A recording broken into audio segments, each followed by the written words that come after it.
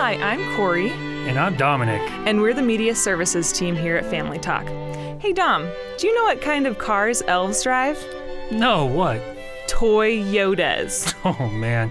You know, what kind of music do elves listen to? What? Chicka chicka chicka rap. We hope that you and your family have a great holiday season. Merry Christmas.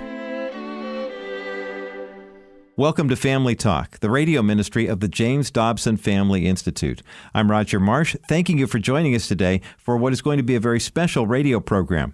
Throughout the entire month of December, we are highlighting the broadcasts that were the most listened to during the past year. So sit back and enjoy this popular program from 2019 right here on this special edition of Dr. James Dobson's Family Talk.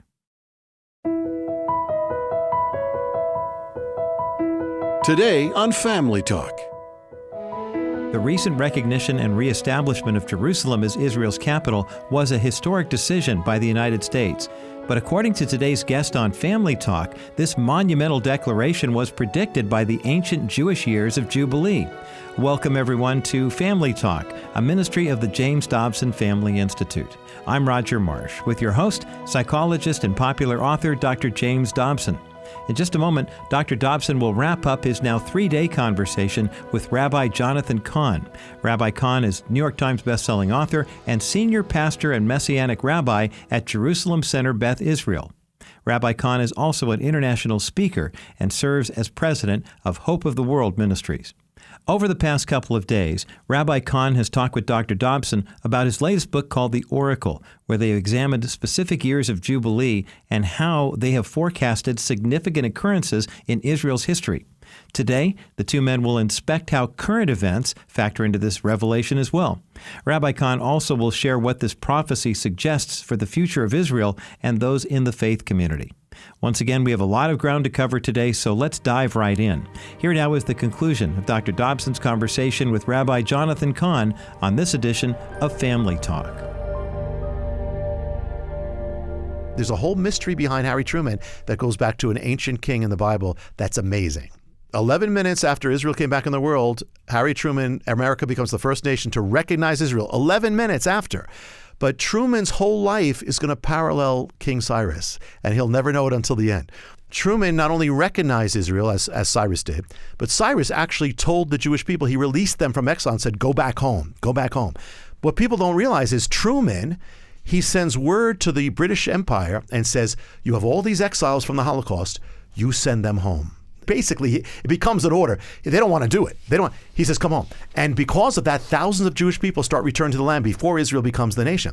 A year after he recognizes Israel, a rabbi comes to the White House. You see, Cyrus had Isaiah to say, you're used of God. The chief rabbi of Israel comes to the White House and he says to Truman, God put you in your mother's womb just for that moment that you could bring Israel back into the world. God put you. And then the rabbi opens up and he starts reading of Cyrus the king and starts reading his declaration. We need to explain. Cyrus was the one who let them go back. Yeah, Nebuchadnezzar had fallen. And 70 years in exile, and then God raises up Cyrus to say, you can go home now. He's the one who released the Jewish people. He even helped them rebuild the wall. To rebuild the temple. Yeah, he says that. Yeah, he's the one who issues the declaration. It's in everybody's Bible. If you look, and so the rabbi's reading the words of Cyrus to Truman, and Truman says, was I used of the Lord? And he says, yes. He breaks down and weeps in the White House. Weeps in the White House. Remember I told you about Mark Twain? Of course. But Truman tells the story of why he recognized Israel. His own State Department was fighting him. They didn't want Israel to be recognized. So finally, he's battling back and forth. And he goes in the White House. He sees words. He says, those words, I saw a quote, those words led me to do it. It was the words of the stranger, Mark Twain. The words of the stranger. It was Mark Twain's own word that brought Israel back into the world. How'd you figure that out? How'd you find that? You know what, that one? I'm in Israel on a tour, and my tour guide says, "Did you ever hear this?" He plays me a tape of Harry Truman. I mean, this is how it happens with my books. I mean, I don't plan this. Harry Truman telling the story of why he recognized Israel, and he said it was those words of Mark Twain. He has no idea that where Mark Twain is, and Mark Twain has no idea he's going to be used like that. And then last thing, God always does something new. When something's ending, he does another thing. In the days of that Cyrus, the next Cyrus is born. Donald Trump is born under this American Cyrus Truman. And he's going to also fulfill this Cyrus thing in an amazing way. And not that he knows what he's doing. There's several mysteries about Donald Trump, but one of them is that. And one of the mysteries we'll touch on actually is going to, in a sense, prophesy the exact date that Donald Trump is going to do what he does. And it's all part of the mystery of Donald Trump. That's it. You know, I'm reminded that you majored in history in college, and history is very important to you. And it's important to me. And hearing you describe all these events, I come up with one phrase: this is God-breathed. Yeah. All of human history is God-breathed. Yes. There's not a thing that happens that he doesn't control. Yes. There's nothing that he doesn't know about. Yes. And we get the feeling sometimes that we're all alone and God's not talking and we're concerned about what's going on in our lives. Yes. He's there. Yes. And he controls that too. And and that's one of the things too, is like a lot of times in our life, look, we don't always see what God's doing in our life. And a lot of times we wonder, but look, Israel wondered for 2,000 years, but God had everything according to his plan. Every prophecy was fulfilled, jot and tittle, and same with our lives. There's times in our lives he lifts up the veil and we look, wow, okay, Lord, you did that. But at the time, we often don't see it. But we got to believe, because and when we get to heaven, the whole veil's, we're going to say, whoa, Lord. But he gives us little glimpses. But he's the God of our life. It's also very personal, because it's about all of our lives. Now we see through a dark glass, but then we will see face to face, and we will know even as we are now known. As we are now known. Boy, isn't that going to be something? Yeah, I can't wait, really. And the Lord is real. God is. It's not just you're saying this, and it seems like things are out of control, and Christians are on the defensive. Listen, you're on the defense. You're the child of this king. That he's the king of everything. We will see at one point, even the American elections are part of this mystery. America apparently doesn't appear much in history in the end time events, or does it? What's your take on that? Well, America is used. Some people say, okay, the refuge of an eagle and all that, but I don't think there's any specific thing. But America is certainly very important. But what I believe it means is, before the end comes, America is not going to be on the pinnacle of power as it is today, because it's not at the very end. I mean, it says all nations will come against Israel. Yeah. I mean, that's why we have to vote. But all nations will come against Israel. So America has been used gigantically in God's plan to recognize Israel, to save the Jewish people, even here on these shores, to bless Israel. It's crucial. America's been crucial, amazing. But in the very end, it's not there. It's not the head of nations that it was. Is there any clue as to why? I think we can see clues around us. America has been blessed because it followed God, and America is blessed because it blessed Israel. God said it. We're toying with both. We're more. Yeah, I mean, things are dramatically falling in the culture right now. We're in a time where there's a window kind of holding things back politically. But if that goes, the flood is open. God's still on the throne, though. Remember that, and we'll have a little bit more radical calling. Well, we're now in the third day of this trilogy, if you can call it that. And we've got a little bit of time left. We've gone through 3 of the doors. Okay. You want to go to 4? Yeah. Or you want to skip one? Let me just throw in 2 quick things and then we'll go. There is something called the Jubilean Code in the Oracle, and that is this.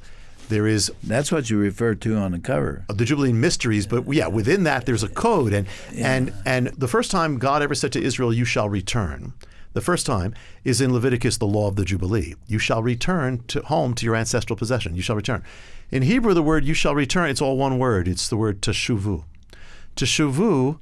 In Hebrew, when you speak about a year, you don't use numbers. You use Hebrew letters. Every Hebrew letter has a number, has a numerical value. Well, amazing thing, Dr. Dobson. When you look at the first command where God said, "You shall return," the numerical value identifies 1 year. The year is 1948. When Israel returned. Really? Yes, when Israel returned to the world. And Dr. Dobson, on the day that Israel was resurrected on the earth, there was it happened to be a Sabbath. There was an appointed word. They opened up the scrolls, and you know what the word was? The word was God saying, "In that day, I will raise up the fallen tabernacle of David. I will end the exile of my people. I will plant them back in the land. I will rebuild Israel as in the days of old."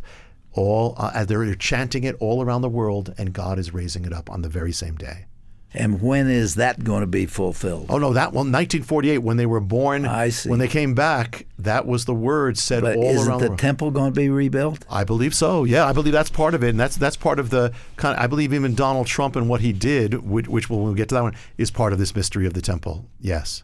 Well, let's link into Donald Trump for a minute. There are Christians out there who say, how in the world could a man with that kind of language and that kind of history with 3 families and so on, how could God use him? But in fact, he does, doesn't he? How can God use Cyrus? How can God use Assyria? God always does. How did he use David when David killed a man and took his wife? Yeah. And yet the scripture says David was a man after God's own heart. Yeah. Thank God, because if he didn't use imperfect people, we'd all be finished in ministry. So, I mean, I would be. Thank God he does, but he's sovereign, and that's one of the glories. Well, it doesn't mean he's endorsing everything Cyrus did or everything Truman did or everything Trump does. It's simply that God will have his purposes. God will have his ways. I'll give you an example, a very big example people don't realize. And this is in the fourth door. We know about the 6-Day War in Jerusalem. Yes. Well, when did that happen? You count 50 years from 1917, next Jubilee, 1967, year of Jubilee. Next restoration. Jesus is not coming back until Jewish people are back in Jerusalem. So it had to happen. But you know why it happened? People don't know this. It was the Soviet Union, the anti-Bible, godless, anti-Christian Soviet Union. They started the 6-Day War. They sent word to the Arab world that Israel was going to attack them. It was a lie. But the Arab world says, now we're going to wipe out Israel. Thus, the 6-Day War. And through that, the Soviet Union fulfilled biblical prophecy. Can God use Donald Trump? He can use the Soviet Union. He can use everything and anything. He's the God of everything. 6-Day War, there's a prophecy from Isaiah that says God will come down and fight for Jerusalem as the lion and the young lion. He'll fight for Jerusalem. In the 6-Day War, the soldiers enter the gates of Jerusalem after 2,000 years. Year of Jubilee, everyone shall return home. As they come through the gate, the first 2 are, we don't have to remember the names, but they're the commander Mata Gur and a commander Arik Achman. The 2 come to the Temple Mount, and they say, we have the Temple Mount, Jerusalem. They come to the wall. The prophecy says God will fight for Jerusalem in that hill as a lion and the young lion. The name Mata Gur means young lion. And the name Arik means the lion. The lion and the young lion are the ones who first entered as God was fighting. And you know the gate that they entered? The Lion's Gate. That's how Israel gained back Jerusalem. And why? Because Jesus is coming back to this Jerusalem, not like a lamb, but like a lion. Rabbi, your book is called The Oracle, and all of these things we've been talking about are in here and a whole lot more. Why is the Jewish community, and I'm speaking of the non-believing Jewish community, not seeing themselves in this? If there's anything I've heard in these 3 programs, is that it is so clear you can't miss it. You can't miss it. But that was always the thing that, I said growing up, how could you not believe in the Messiah, Jesus, when he fulfilled everything like that? Paul says there's kind of a veil. There's a veil, yeah. And I'm praying that the oracle will go also to Jewish people and to Israel, even to Netanyahu, who's also in here. But the time is coming. Is there any evidence in any of your books so far that it's making inroads there? Well, the gospel is spreading in Israel. There is a revival. There are Jewish believers now. There never were for 2,000 years. And there's a mystery that's part of it, because part of the restoration is the Jewish people not just coming back to the land, but coming back to Messiah. And when the Jewish people come back to the land, they always come back to God in some way. So it's beginning. I mean, I wouldn't be here if it wasn't, So that's all part of the mystery. The oracle does go into the future, and it goes into Donald Trump and the future. And we're in a very critical time right now. The last one was the 6-Day War. What happens if you go to the next door or the next Jubilee? When is it? Count 50 years from the 1967, it takes you to 2017. Did anything happen in that year linked to Israel restoration? In the year of Jubilee, you don't just go home to your land, you get the legal right and recognition. Israel never got that. When Israel came back to Jerusalem, the whole world refused to this day to recognize Jerusalem. But in the year of Jubilee was 2017. In the year of Jubilee, it happens. And it happened through President Donald Trump, that he issues the Jerusalem Declaration, and he's the first which recognizes Jerusalem belongs to the Jewish people, Jubilee. It is their capital. You know how significant this was? This is the first time any president did this or any king since ancient times. Since ancient times. Does Donald Trump know this? No, I don't think he's studying Leviticus to fulfill this. I don't think he's doing that. Somebody must have told him. I don't know. Well, let me tell you how exact this is. When the Jubilee comes, what's the sign? The sounding of the horn, of the trumpet, the horn. When the soldiers came back in the last Jubilee, the moment they got to the wall, they heard the trumpet sounding. Why? A man is blowing the trumpet. His name is Rabbi Goren. He's blowing the trumpet. But in the Jubilee, and he wasn't doing it because of Jubilee, he just did it. But the Jubilee, the land returns to its original state. What was the Temple Mount originally? It was a threshing floor. Threshing floor in Hebrew is Goren. The rabbi who blew it, his name is Goren, Rabbi Threshing Floor. So he's on the threshing floor, blowing the threshing floor. He was born in the year 1917, the other Jubilee. So he's 50 years old, sounding the Jubilee. Do you know? And his name has another meaning, and the name is Horn. It's Rabbi Horn sounds the horn of the Jubilee at the moment. And by the way, Dr. Dobson, there is a mystery that every Jubilee a child is born who plays the key role when he turns 50 in the next Jubilee, from 1800s to right now. I mean, it's crazy. It's God. So now where we are, we're here in this Jubilee, 2017. Who was the leader of the land? Trump. What does Trump mean in English? It means the trumpet. Trumpet. So you have a trumpet, a man named Trumpet. He comes to power in the year of Jubilee when the trump has to sound. And he's been sounding ever since. And so the trump sounds. And what happens when the trump sounds? When the trump sounds, the original owner gets the right to the land. So he sounded, and Jerusalem went to the Jewish people. I mean, was recognized around the world. And when Trump was born, there was a scripture that was appointed. It's the mystery of Donald Trump. So Trump is being brought forth, and the scripture is God saying, you will bring forth the trump or the trumpet. You will bring forth the trump of God. And the trump will sound in the year of Jubilee. So his whole life was waiting, the trump and the Jubilee, for the year of Jubilee. Cyrus issued his declaration after 70 years, the 70 years of captivity. Could Trump, because his declaration is even closer to Cyrus than Truman, could that have been at the end of a 70-year period for Israel? Go back 70 years, and where does it take you? 1947, the year Israel comes back into existence. It's the end of the 70-year period. And then what that means is, if we knew the mystery, we could say 70 years from now, there will be a leader who will come to world power, and he will issue a declaration concerning Jerusalem, because that's what the mystery says.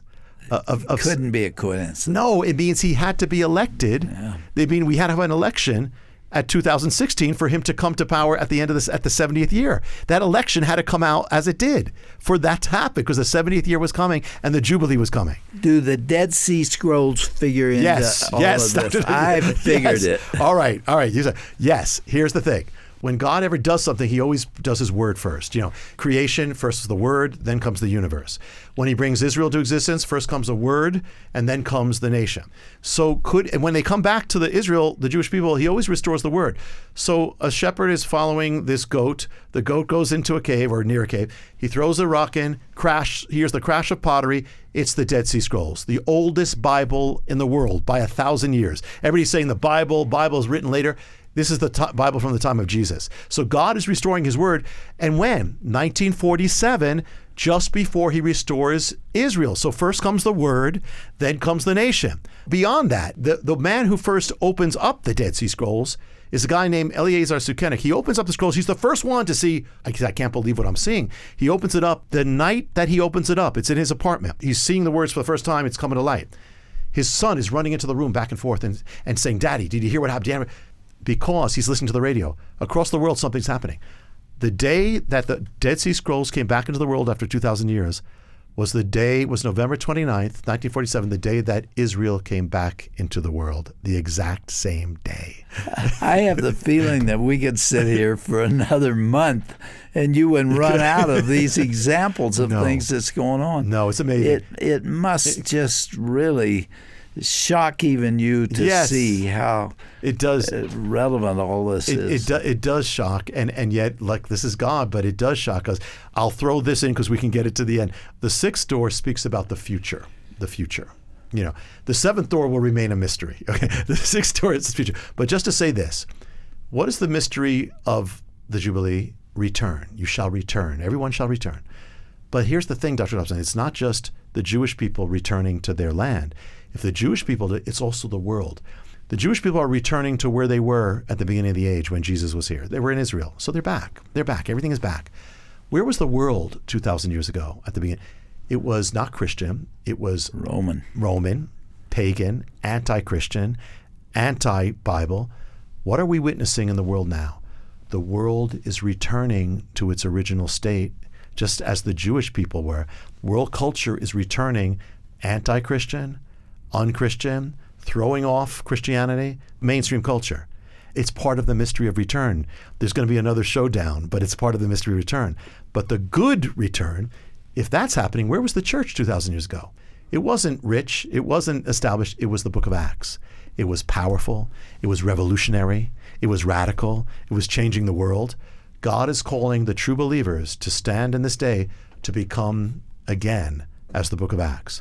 The power of God's Spirit, the power of the gospel. God is calling us to become like the apostles, like the disciples. And if we see the world getting worse, it's okay, because that's a sign that it's time for us to shine like that. In fact, they go together. Do you see a revival coming? I believe there can be revival. I believe the overall long-term picture, is this other one. But I believe within that there can be revival. And we have to pray for that. Do I see it with my eyes? No. Do I see it with the culture? No. But I believe there can be revival. But God is looking for those who will stand. He says the eyes of the Lord is searching the earth, seeking for the one whose heart is his. We need to be that one. God is calling us. We are not to fear what's happening, because God knew it, and God's coming again. But we're here for such a time as this. This could be the most exciting time. It could be the most dramatic time, because when the dark gets darker, the lights are called to get brighter. And that's usually how it works. For those who will stand, people will fall away. But if you will stand listening out there, totally for God, He will lift you up, and this will be our greatest time. The power of God will shine, as in the book of Acts. And the ultimate Jubilee is there's someone, Jubilee is someone was separated from their home, has to come back. Well, this all is about someone else, because the Jewish people are coming home because He is coming home. Our King, this is the ultimate Jubilee, is the King is coming. It was separated from the kingdom. He's coming back home. When the Jewish people say, "Blessed are you," His feet stand on the Mount of Olives, and then comes the Jubilee. Then the lion lays down with the lamb, and then He'll wipe the tears from our eyes. Then we'll be home. Our entire salvation is Jubilee. We're coming home. It's God is bringing us home, and He's restoring us. That's what it's all about. Jonathan, what do people do when you preach this message? Well, I started the series on this, and I'm not even finished at Beth Israel. People were going, wow, you got to tell other people, not just us. This has got to go forth. Wow.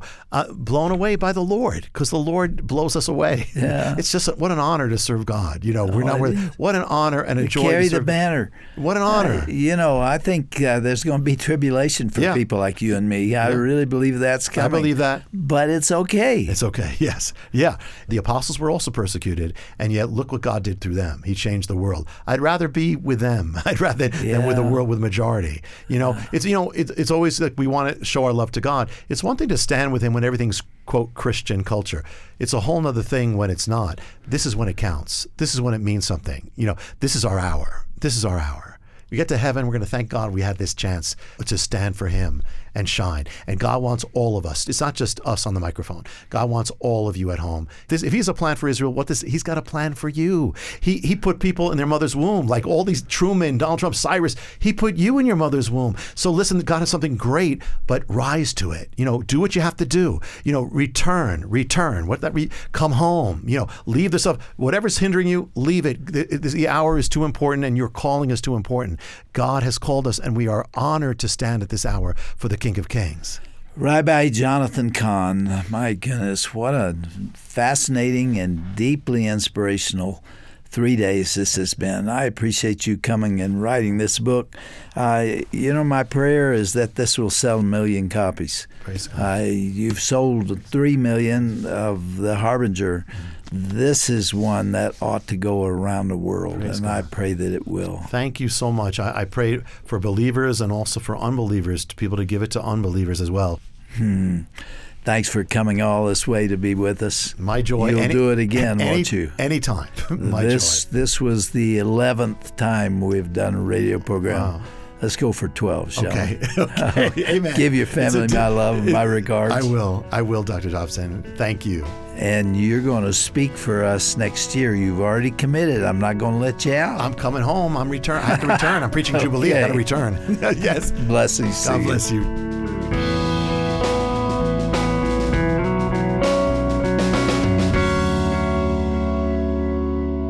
We hope you've enjoyed Dr. Dobson's three-part conversation with Rabbi Jonathan Cahn here on Family Talk.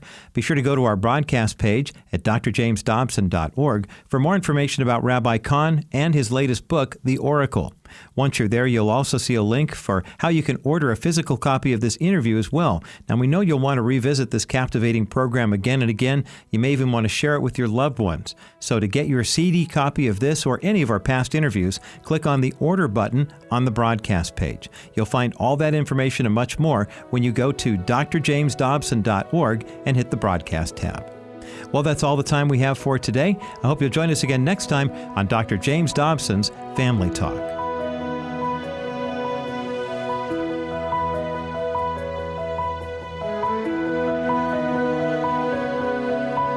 This has been a presentation of the Dr. James Dobson Family Institute.